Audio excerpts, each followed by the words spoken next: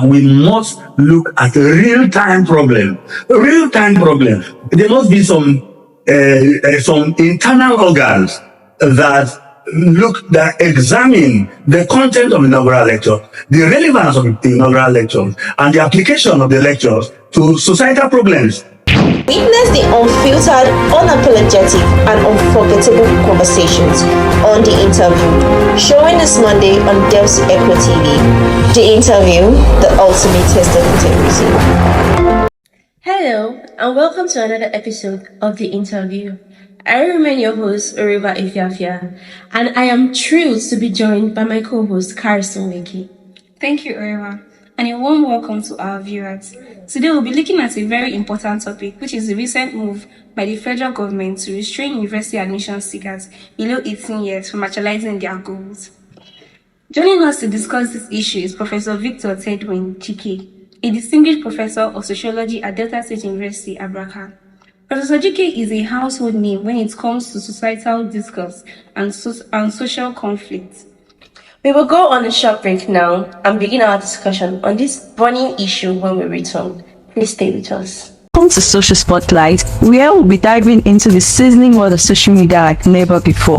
It's a dynamic blend of trends, insights, and all things spicy in the social media world. Join us on this thrilling journey as we uncover the latest buzz, explore viral sensations, and give you some serious social media tips. Buckle up, because on Social Spotlight, we will be serving you hot trends and cool vibes that will keep you coming back for more. I'm Design, and I'm Green.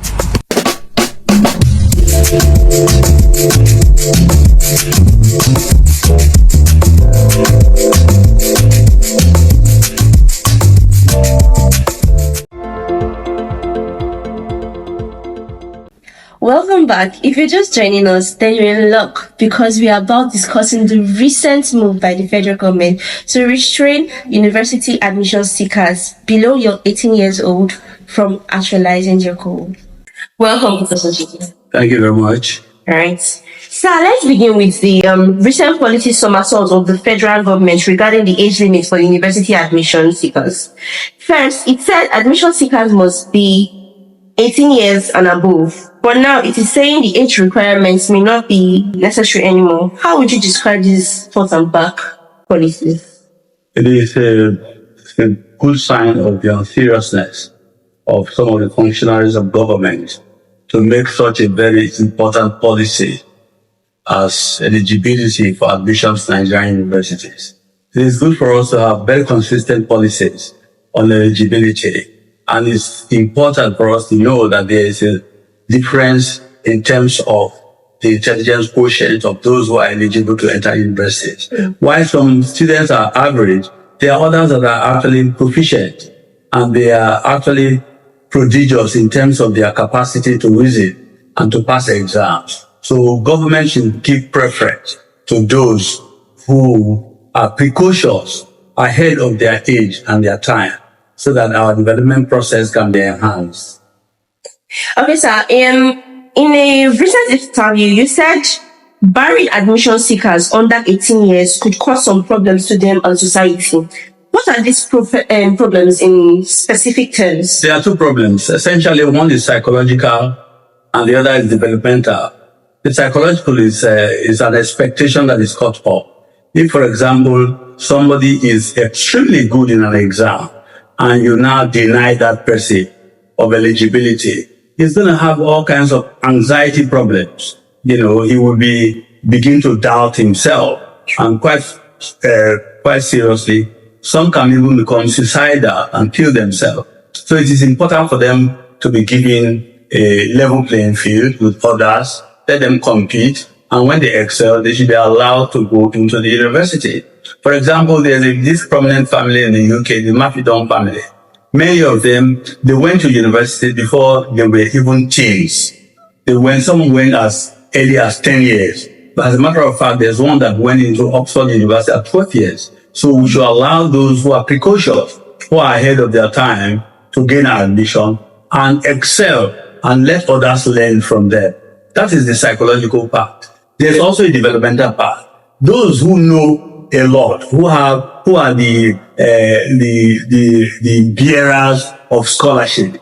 They are the people who facilitate the development process. A lot of the problems we are having in this country is that we are short of ideas. And because we are short of ideas, we recycle the old ideas. It's only these people who are precocious, who know more, that can come with novel ideas that can drive the developmental process. Thank you very much, Professor, for joining us once more. Thank you. All right. Sir, are there any international models or systems that demonstrate the benefits of admitting younger students into higher education based solely on merit?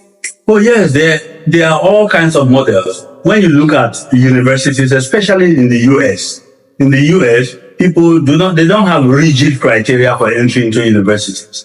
As a matter of fact, your experience that is gained at home is also admissible. It's a criteria for you to get admission. Let's assume that you never even attended a secondary school and you have earned experience as a mother in the house.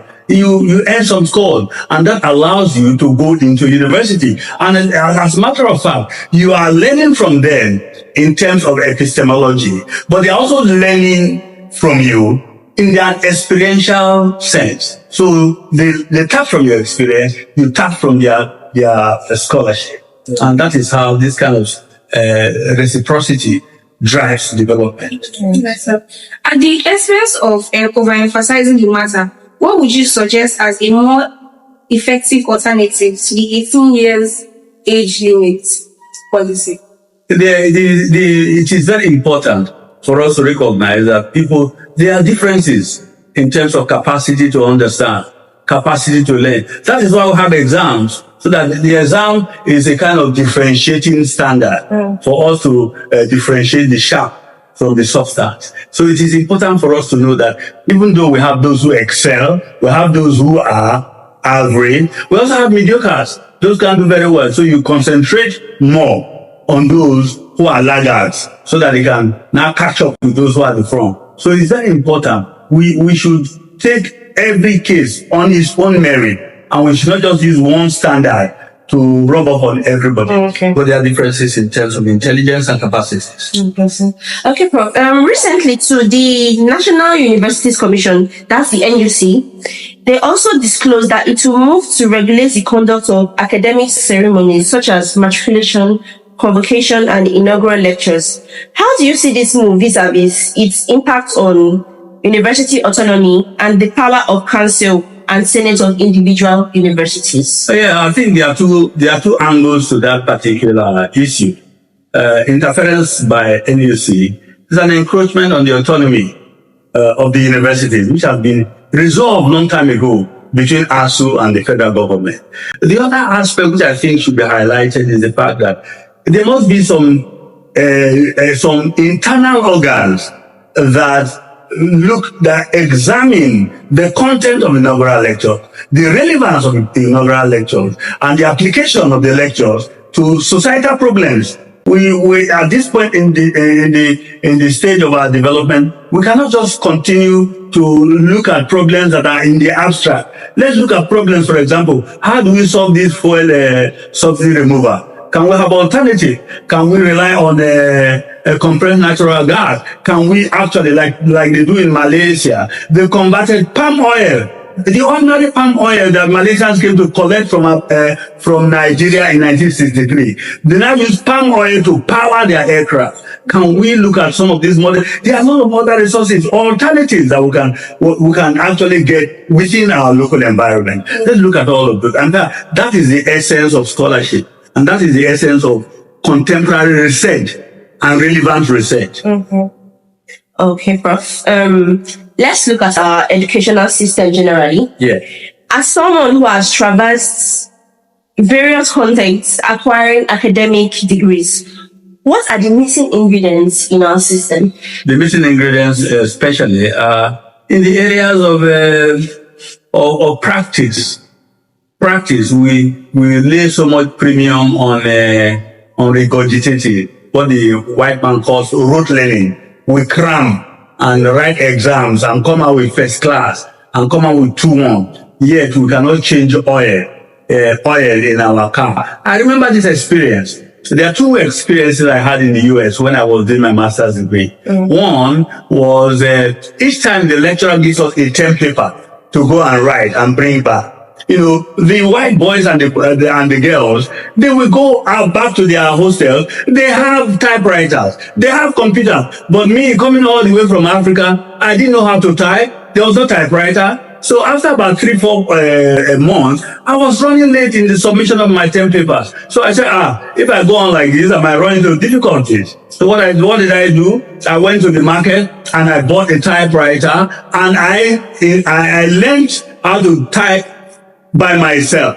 And by the time I was graduating with an MSc degree in the US, I was already typing, and I typed my dissertation. And that is one of them. The other one is also, most of the students in the postgraduate school in the US, they can change the oil in their cars. If I want to change, up till now, I can't change the oil in my car. Up till now, I can't change the plug in my car. But the average 400 level student and master's degree student in the US, on Saturday, they change their plug. They change the oil in that. They change all these things. And they drive their cars without any hitches. But each time we have a problem with our car, we go to the mechanic. So we don't have any emphasis on practice. In fact, we have engineers who have not even seen a lathe machine before. We have a lot of people, computer scientists, who don't know the internal mechanism of how a computer works. So we must lay emphasis on the practical aspect. And I think that is one of the reasons why we had a 6-3-3-4. One of the first 3 years in the secondary school should be devoted to practicum, where they learn the practical aspects of all the knowledge-based subjects that they are going to be learning in the second 3 years of the secondary school. We should put a lot of emphasis on practicals. A lot of us still do not know how to produce water in a lab. That is not good enough. We don't know how, if the computer machine goes bad, we cannot fix it. We cannot fix our cars. We are not able to put in a light bulb or fix a knob in the house. All these aspects, we need them, because the last generation of practical mechanics and all of that, they are phasing away, and there's a void at the moment. People are not interested in practicals. They are interested in quick money. They want money instantly, and that is one of the reasons why there are so many vices at the moment. All right, sir. And Professor, based on what you said, do you think our teaching and research have been problem specific? Yes, they have been problem specific, but are the problems relevant to the actual crisis in the society? No, they are not relevant. For example, why is it that up till now we don't have alternatives to PMS, premium motor spirit, what we call petrol? We don't have alternatives. The Malaysians I just told you, they have not developed an A1 type of palm oil that powers their aircraft. Why can't we do? We have so many resources. In fact, we are spoiled for resources, but we don't know how to use them. To the extent that right now, one of the reasons why there's crisis in Zamfara is that there's a lot of solid minerals on the earth, and they don't know the uses of these solid minerals. So what do? The Chinese, they come in there and they put some money, some dollars on the table of traditional rulers, and they go in there and they dig for a lot of our solid minerals, and they become billionaires overnight. And what is happening now? The inter-faction crisis in Zamfara today is as a result of the prospecting for solid mineral resources in Zamfara state. And it is important for us to know that we must look at real-time problem, banditry, Fulani, herdsmen, and the sharecroppers crisis. We must look at the problem of ritual killings. We must look at the problems of kidnapping. We must look at how we can revamp our agriculture. We must look at how we can douse the spiraling inflation in this country. There are several other problems that are there. We should look at this problem that actually are pushing our people back into the prehistoric time. And this is one of the reasons why it is important for us to be dynamic in our research. We should not be recycling all the problems of yesteryears, the problems of marriage. Some people are still writing on marriage. Some people are still writing on inter-ethnic boundary clashes and all that. Let's look at the contemporary issues and see how we can move our country much further. Let me tell you, China and Nigeria were on the same pedestal in 1960. Malaysia was behind us. A lot of all these countries that are in the first world, including Singapore, we are on the same path, but today they've gone ahead. Why? Because they've been able to apply their research to their problem. Let us apply research to our problem. What is happening? We are looking at problems based on trial and error. And that's not good enough. Okay, Professor. Please, so let's look back at the Nigerian leadership question. If I really recall, on this 20th of September 2018, you delivered an inaugural lecture titled Ubiquitous Dialectics and the Social Reconstruction of Conflicts After Conflict. Then you asked this question, can Nigeria survive? Specifically, you said, and I quote, the disruptive dialectical relationships, the profound ethnic/religious polemics, coupled with the virtual anomaly of the intermittent killings, will continue to undermine the capacity of Nigeria to realize her full potential, but not enough to lead to the dismemberment of the sovereign state of Nigeria. Is the Nigerian state really surviving given our current conditions? That inaugural lecture was rather prophetic, because the dialectics has actually led to everyone is disabled. Yesterday I was going to go to church and there was no fuel. And they told me that there's no filling station selling fuel. So what did I do? I sent somebody to Abraka and they bought fuel at 2,100 naira a liter.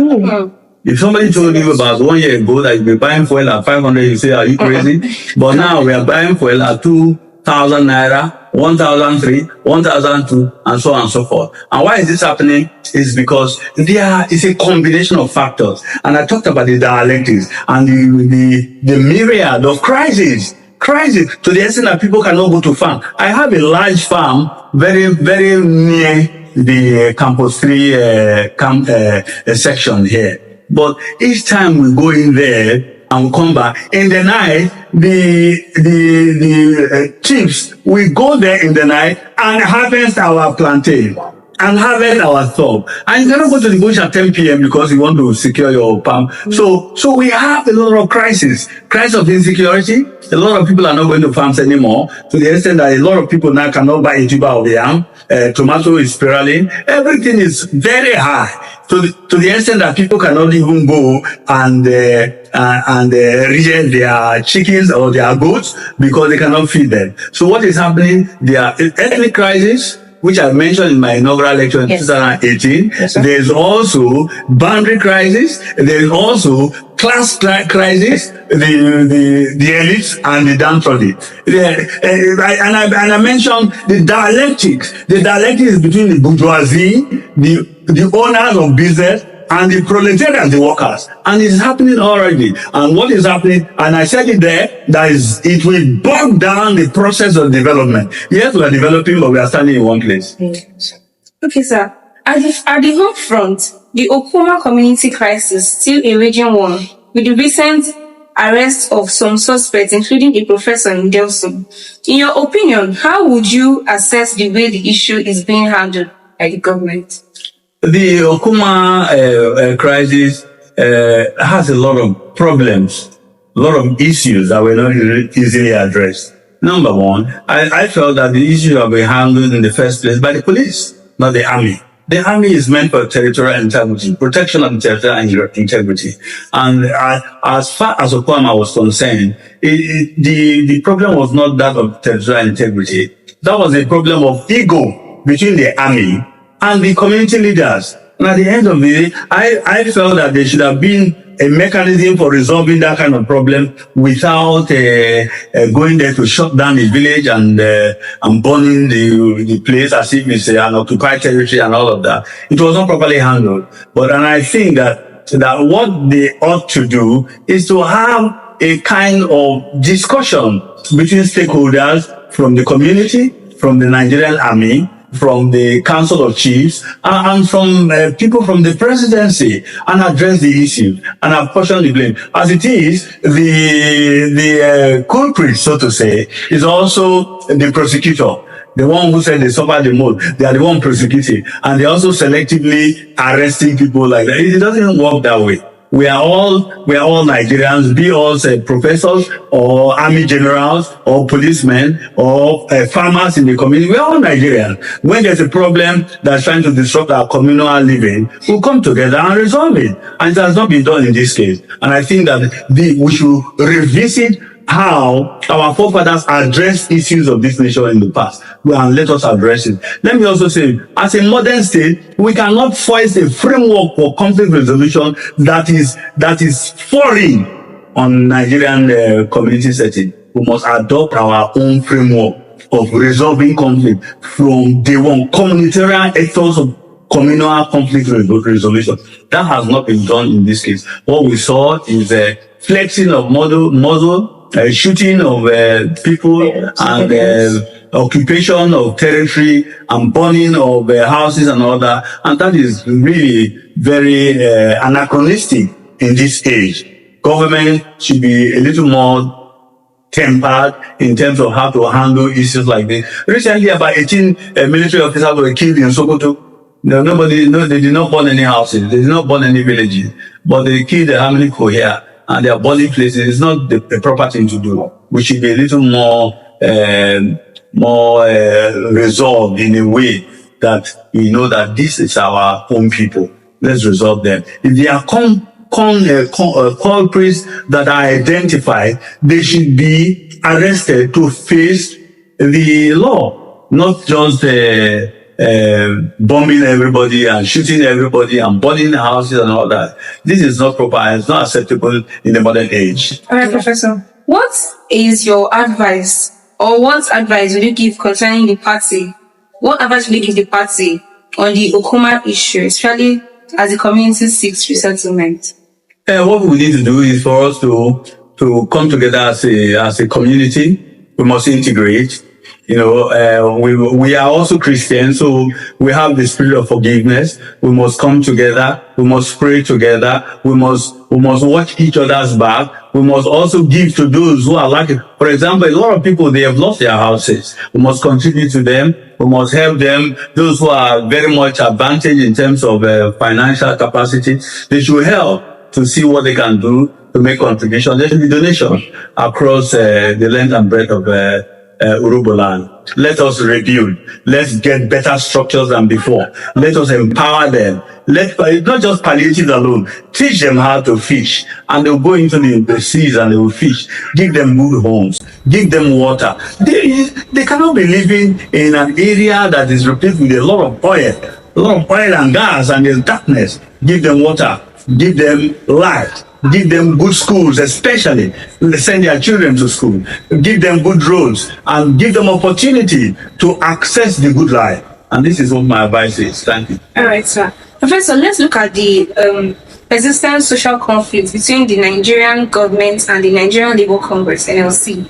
Why are these issues endless, and what NLC would you prefer? Yes, the issues are not endless. Wherever you have human social aggregates, where human beings are gathered, you must have a framework for navigating peace.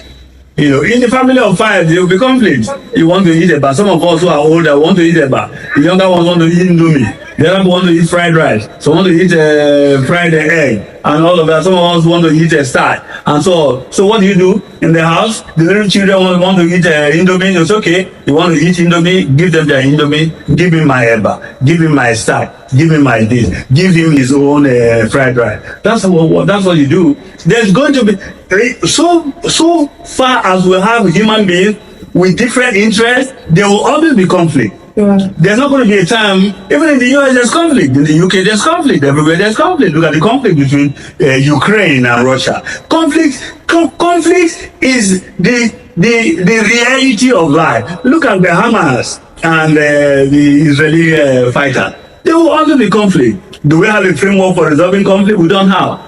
A standing framework must always be there.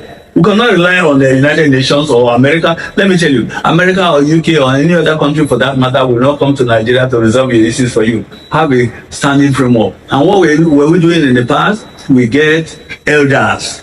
Elders will come and they resolve it. When there's a crisis in the family, they resolve it. When there's a boundary dispute, they resolve it. When somebody is killed from another clan and the other people are threatening, they will come together and they resolve it. Let us always have this rapport, continuous rapport.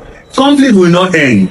Labour Party and or Labour Party or the Nigerian Labour Congress and the government will always continue to have what? Conflict. Why?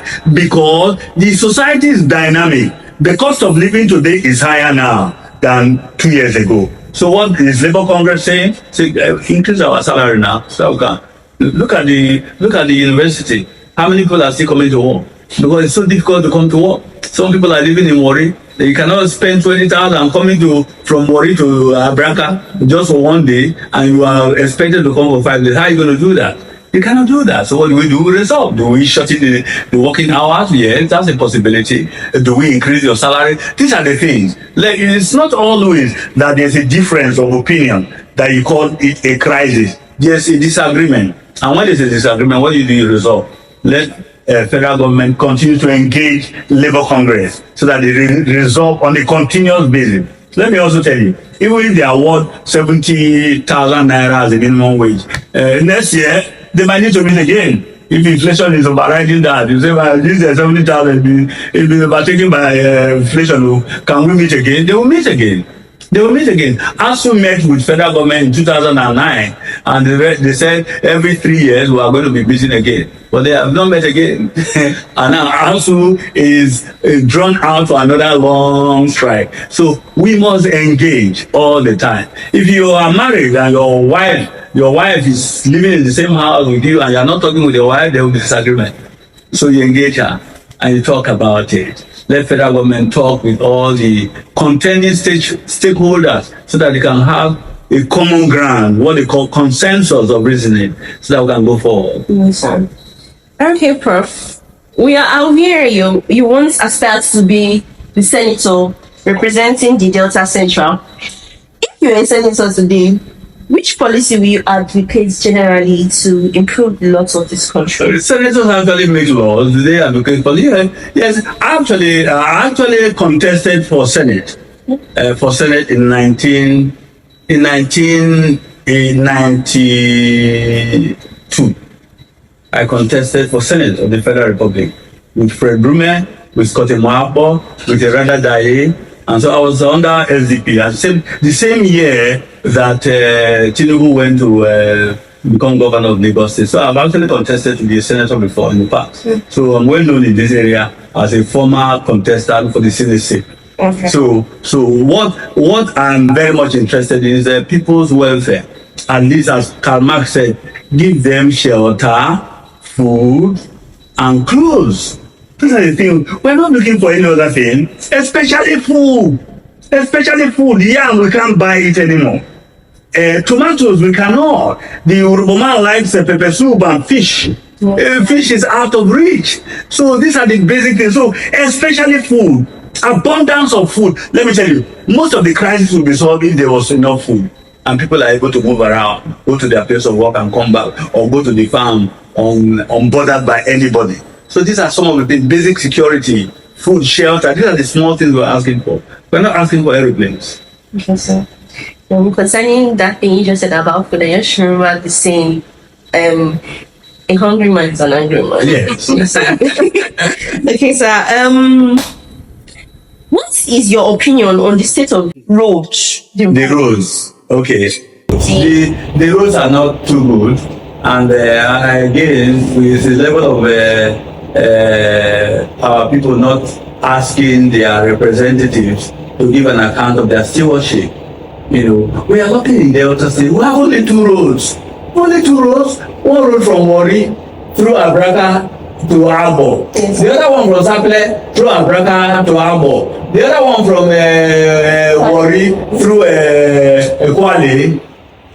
Kwale to Asaba. and yet we're not able to take care of them. So it's very important for us to prioritize, because roads brings about what? Development. If there's a good road, your goods and services will be facilitated. The tear and wear on your car will be reduced. Okay. Thank you very much, sir. Thank you. Thank you once again for coming on the show. Thank you very much. Sir, I just want to ask this question, unrelated, very unrelated. Sir, how would you rate the performance of the VC, Professor Andy Eguyenda? Yes, he has done his bit. It's I think he is my friend. He has done well. He has done so well within his capacity. Most people are happy with him. That doesn't make him an angel. There are other areas which I have thought they would have done a little more, especially in terms of the welfare of staff.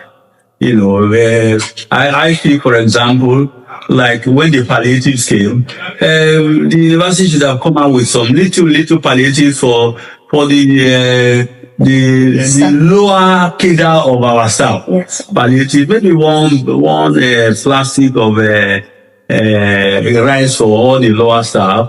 I should have also thought that perhaps within the last 5 years, we should have also have maybe one year where we had a 13-month salary. Because in the past, there's a vice chancellor that gave us a 13-month salary. We have had that. Then supervision allowance should have been paid. I think so. I know he has done a lot. There are so many things on his hand.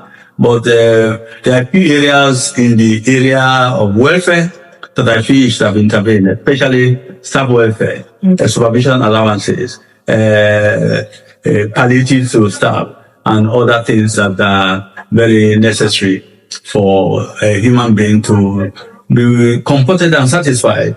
Life is not only about academics. People have to eat and be happy before they go to school to teach. So welfare of staff, because a comrade should think about the welfare of those who are his comrades and those who is superintending over. So these are some of the areas I feel that maybe a little welfare, kind of palliative, parting palliative for staff as he's preparing to exit the stage. Okay.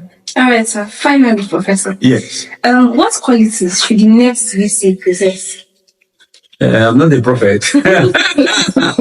Yeah, I think everyone is like saying your father is dead and you are the first son. What are they expecting of it? You build on what your predecessor has done, build on it, but again, listen to the people. Don't just come out with a framework of understanding that the people might not easily identify with. I feel one of the very critical highlight of the administration of this particular vice chancellor is the fact that even though I thought about welfare, but this was a regime that people were not sacked. In the previous regime, people were sacked, and there was some measure of humanness in terms of policy. There was a measure of accessibility. It should be accessible. It should be humane.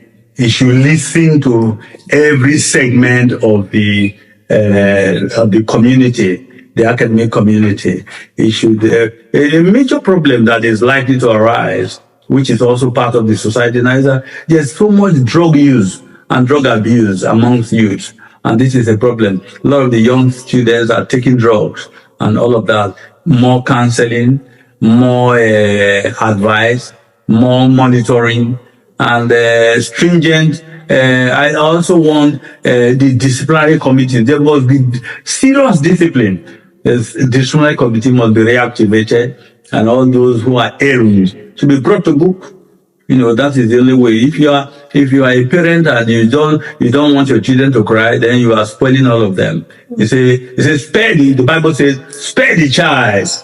And it says spare the rod and spoil the child. Yes, sir. We don't want to spare the rod.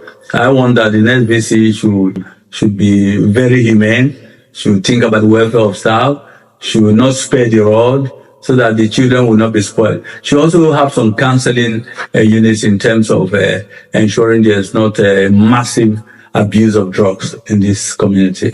All right. We really hope that the next VC will possess this feature teacher set. Thank you very much God for bless. joining very much, Thank sir. Thank you to our audience, our beautiful audience, for joining us on today's episode. We hope to see you on our next episode. Bye. Thank you. Bye. Thank you.